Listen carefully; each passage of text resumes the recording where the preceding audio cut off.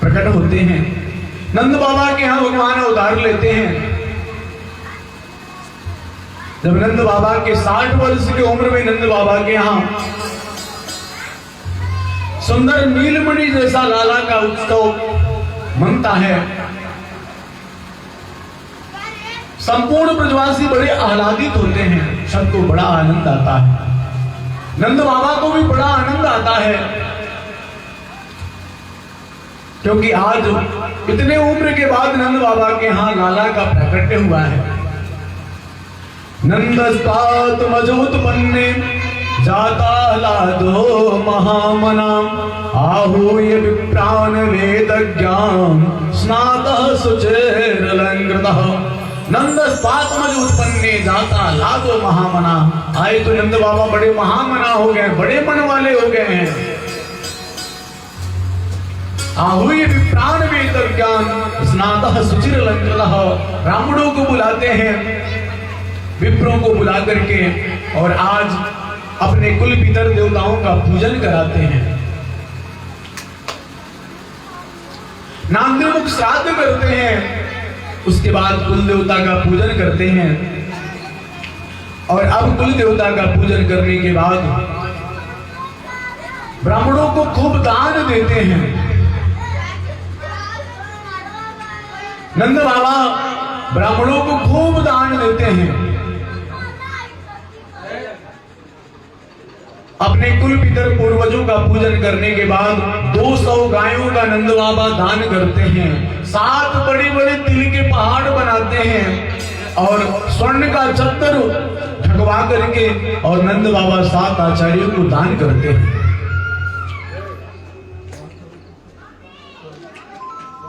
नंद बाबा देखते देखते मानो सब कुछ लुटा देते हैं। नंद कछु इतनो जो दियो घनश्याम कुबेर होंगी मति मोरी देखत माही लुटाय दियो न बची छछिया पछिया न पछोरी। मानो कुबेर का खजाना आज नंद बाबा के यहाँ खुल गया है। नंद कछु इतनो जो दियो घनश्याम कुबेर होंगी मति मोरी देखत माही लुटाय दियो न बची छछिया पछिया न पछोरी। मानो उनके खजाने में कुछ नहीं बचा। कुबेर साक्षात आकर के नंद बाबा के खजाने में बैठ जाते हैं। नंद बाबा से कहते हैं कि जितना लुटाना हो लुटा लीजिए, क्योंकि आज तो जगत के मालिक आपके यहाँ आए हैं। गोपियां आती हैं, मैया यशोदा को बधाई देती हैं, ग्वाल बाल आते हैं। भगवान कन्हैया के उत्सव में ग्वाल बाल आकर के नंद बाबा को बधाई देते हैं। ये बात कैलाश पे बाबा भोले को पता चलती है और भगवान शंकर, भगवान जितने भी रूप धारण करते हैं उन सब रूपों का दर्शन करने के लिए भगवान भोलेनाथ कैलाश से चल के आते हैं। इधर जब भगवान भोलेनाथ को पता चलता है कि हमारे प्रभु गोकुल में अवतार लिए हैं, तो भगवान भोलेनाथ एक योगी का रूप धारण करके और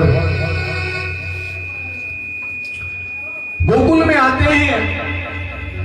मैया यशोदा के दरवाजे पे जाकर के अपनी धुनी को रवाते हैं। मैया के दरवाजे पे आकर के बैठ के एक दासी से खबर भिजवाते हैं कि मैं नंद के लाला का दर्शन करने आया हूं, मैं दर्शन करना चाहता हूं। मैया जब इस बात को सुनती है कि कोई योगी आया है, कोई फकीर आया है, गले में सर्प इत्यादि को धारण किया है, लाला का दर्शन करना चाहता है, मैया कहती कि जाओ मना कर दो, क्योंकि अभी तो लाला नन्हा सा है, छोटा सा है और ये दुनिया को देखा नहीं। पहले जोगी फकीर सर्प इत्यादि का दर्शन मैं कैसे कराऊं, मैं दर्शन नहीं कराऊंगी। बाबा भोलेनाथ समझ जाते हैं कि मैया भगवान के भाव में पागल है, अब कुछ ना कुछ लीला करना पड़ेगा, तभी जाकर के भगवान का दर्शन होगा, नहीं तो नहीं हो पाएगा। भगवान भोलेनाथ भगवान कन्हैया से अपना कनेक्शन जोड़ते हैं कि प्रभु हम आपके हर एक रूप का, हर एक लीला का दर्शन किए, क्या इस रूप का दर्शन नहीं होगा?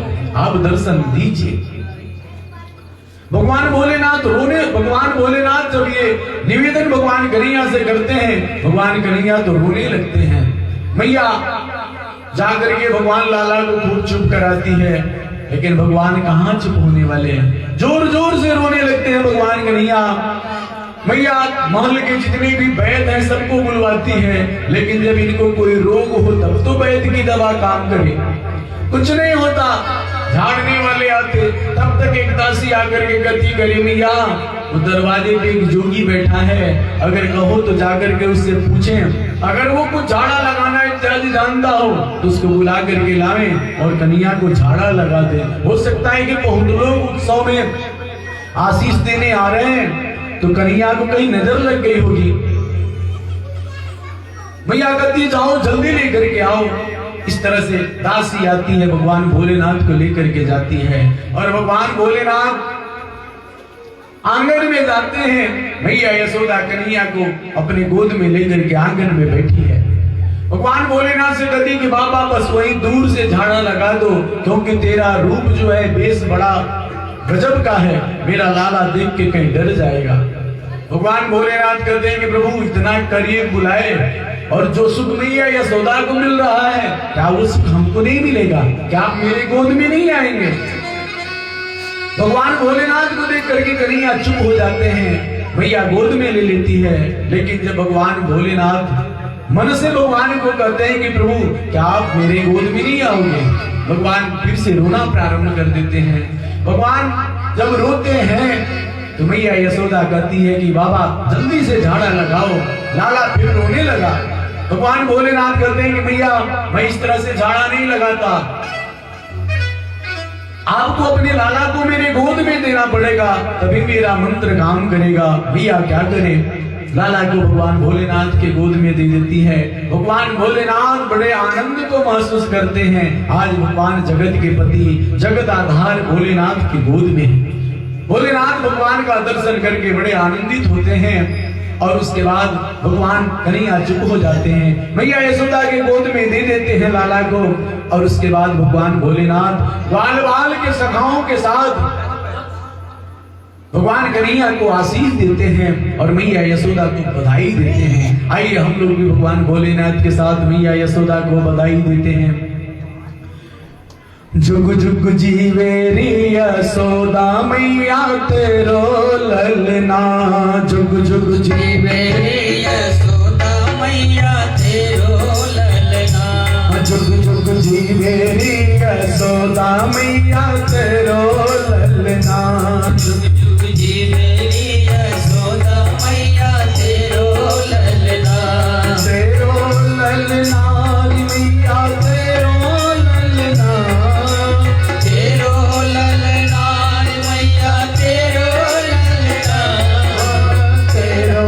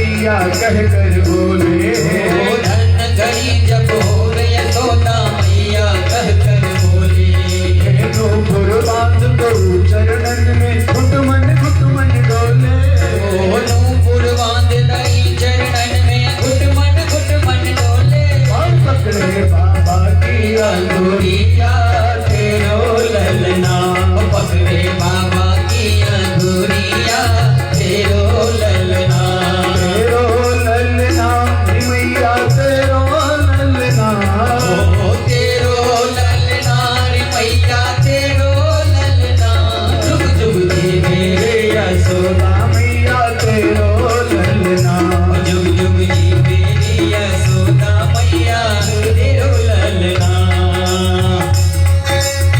सब लोग मस्ती की ताली सेवा करते हुए गाइए राधे।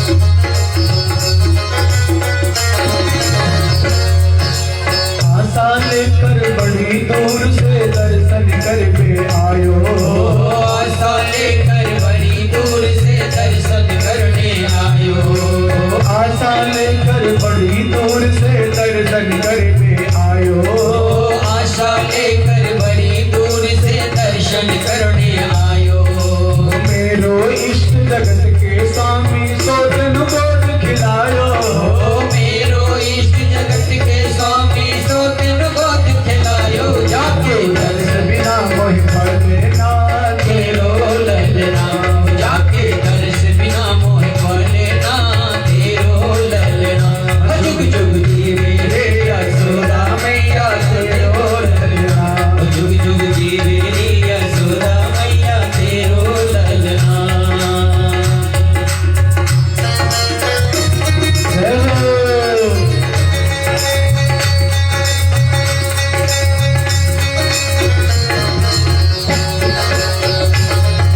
राधे।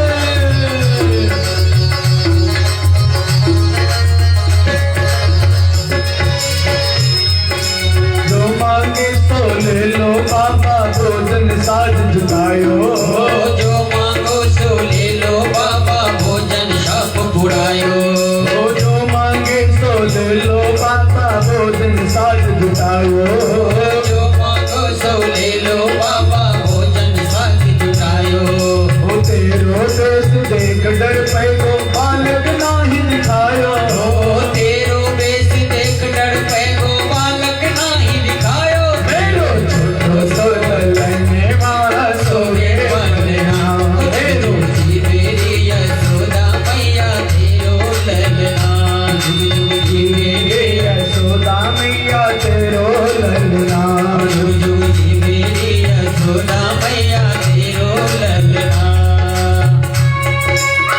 राधे।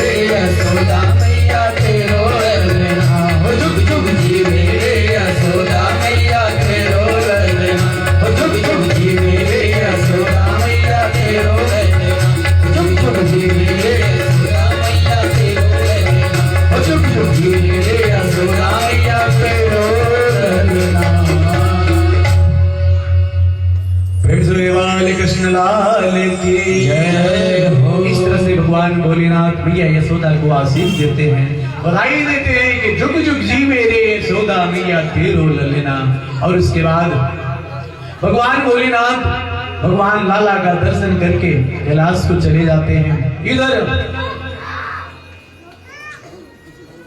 गोकुल में मानो खूब उत्सव मन रहा है। मथुरा में जब से कंस को ये पता चला है कि मेरा काल देवकी का 8वां इस धराधाम पे आ चुका है, वो तो बेचैन रहता है, डरा डरा रहता है। एक दिन संपूर्ण अपने सखाओं को बुलाता है और बुला करके एक मीटिंग बिठाता है और उस मीटिंग में सबसे कहता है कि जो योग माया रूपी कन्या आकाश में उड़ गई, वो जाते जाते ये बता के गई है कि तेरा काल देवकी का 8वां लाल इस जगत में आ चुका है, लेकिन वो ये नहीं बताई कि वो कहाँ आया है।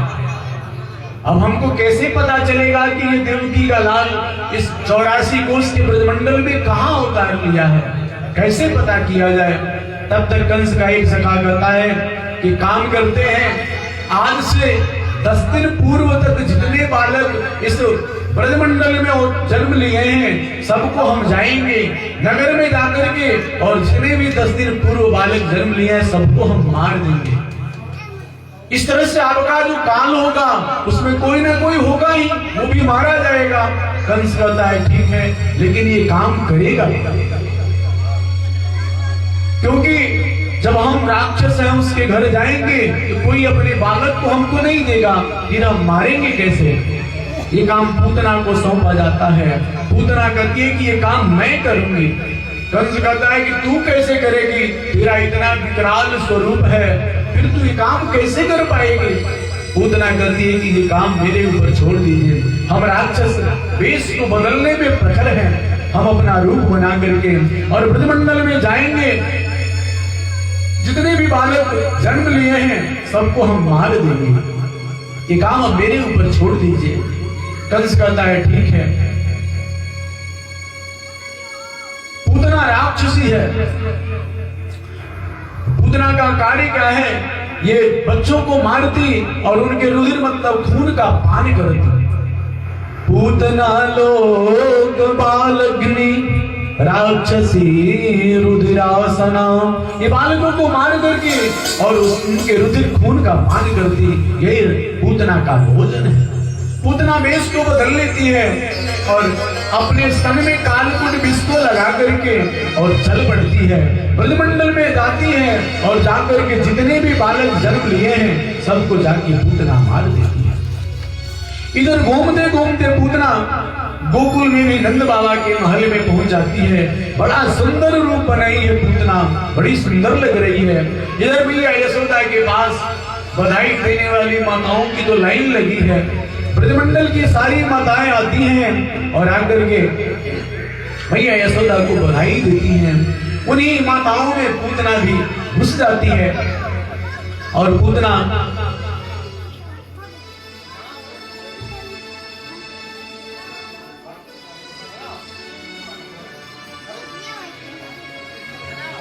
मैया यशोदा के यहाँ बधाई देने के लिए लाइन में लग के चल पड़ती हैं। इधर पूतना मथुरा से चली है और नंद बाबा गोकुल से मथुरा के लिए गए हैं, क्योंकि कंस बड़ा राजा था, नंद बाबा छोटे राजा थे और जितने भी छोटे राजा थे सब जाकर के बड़े राजा कंस को कर दिया करते थे। और उधर कुछ समय के लिए देवकी वसुदेव को कंस कारागार से मुक्त कर दिया है।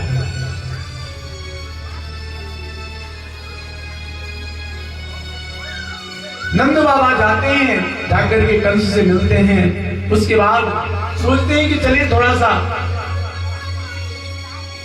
देवकी वसुदेव से भी मिलने, जाके देवकी वसुदेव से मिलते हैं। वसुदेव जी कब से मिलते हैं, हालचाल होता है।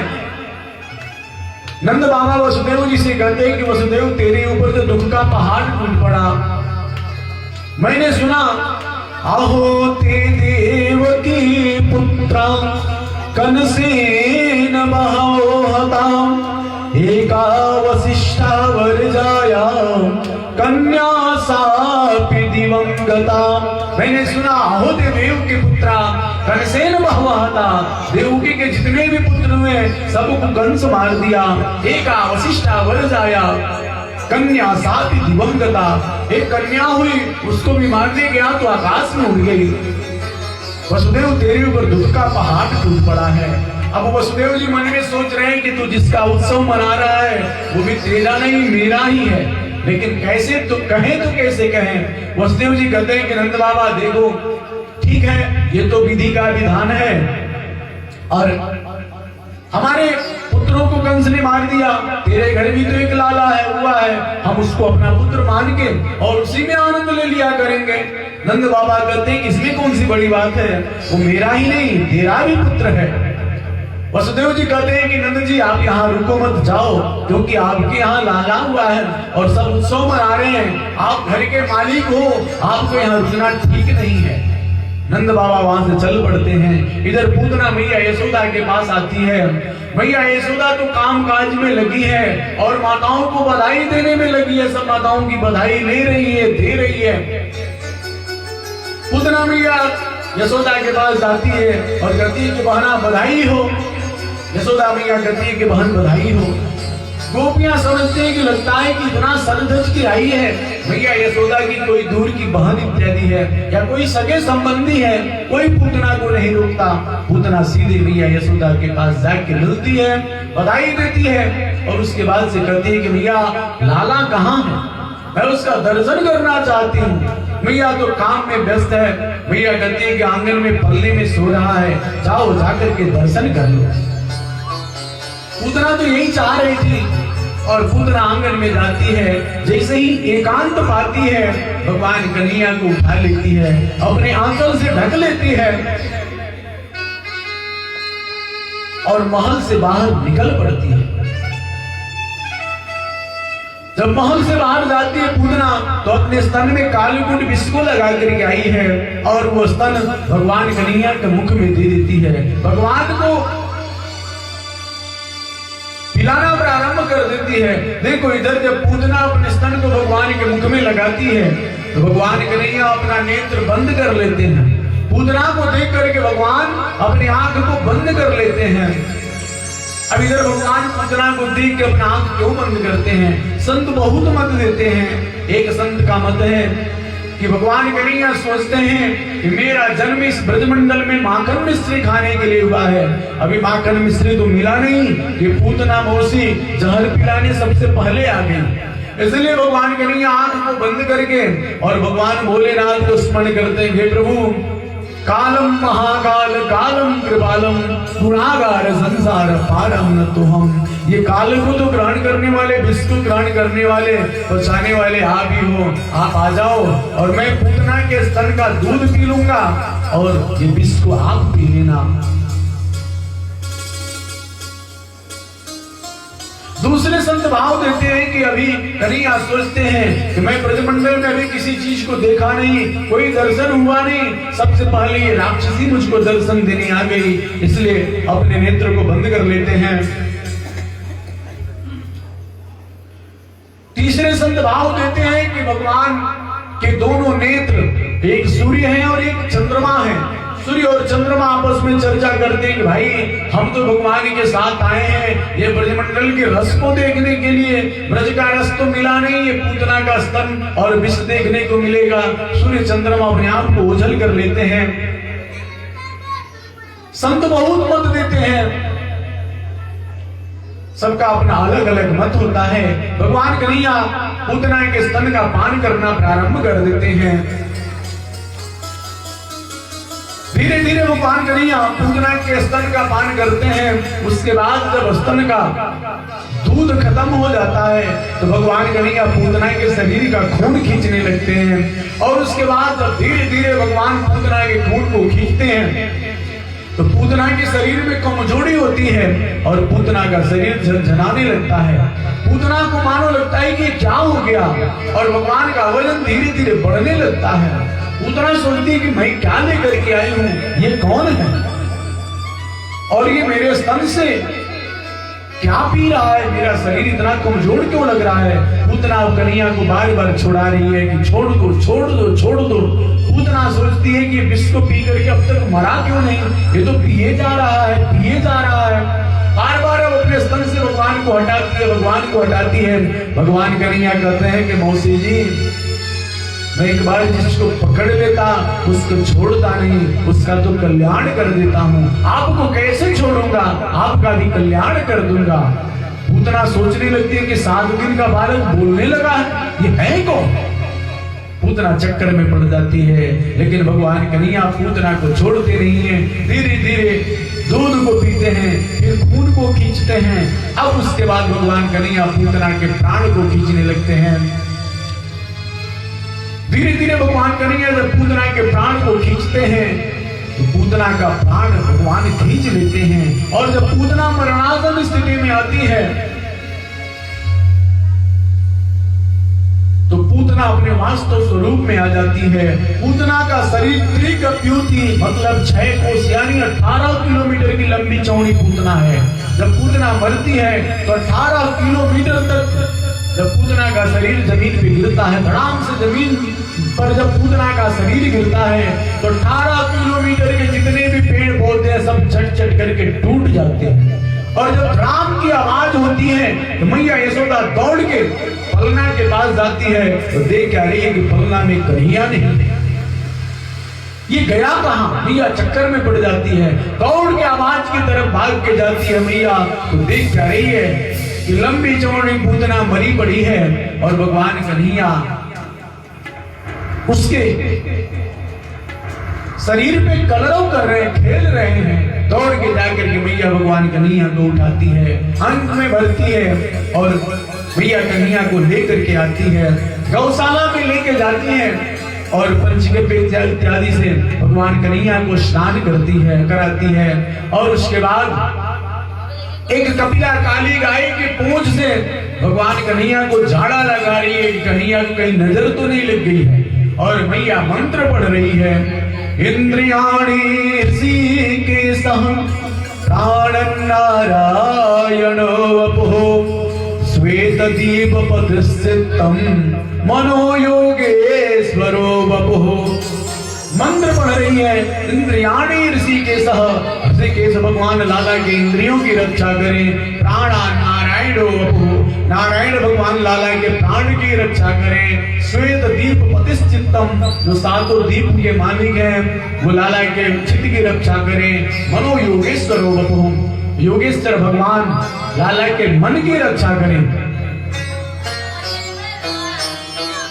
जब मैया इस तरह से मंत्र पढ़ के झाड़ा लगा रही है, भगवान कन्हैया हंस रहे हैं। भगवान कन्हैया कह रहे हैं कि देखो मैया भाव में कितना पागल है, ये सब नाम मेरे ही है और मेरे ही नाम से मेरे को मैया झाड़ा लगा रही है।